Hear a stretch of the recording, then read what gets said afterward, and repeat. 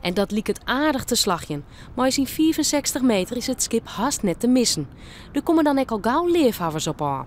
Het is nagelnij, dus van 2011, dus dat verwacht je net. Ik denk ze wel nog het schip werden, maar nee. Dit is wat je noemt een 3-mast bark. Een zeiltrainingschip, dus speciaal gebouwd om met mensen tochten te varen en dan te zeilen. De Hazenondernemer Tefsen is als tuigmaster verantwoordelijk voor zo'n 3 kilometer rond touw en 4 kilometer stieltrio op de Alexander.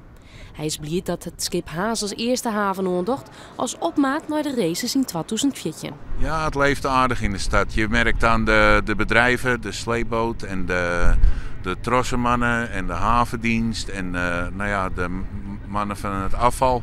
Iedereen doet gewoon kosteloos mee. Iedereen vindt het leuk en het is ook fijn om iets te hebben waar je met z'n allen de schouders onder kan zetten.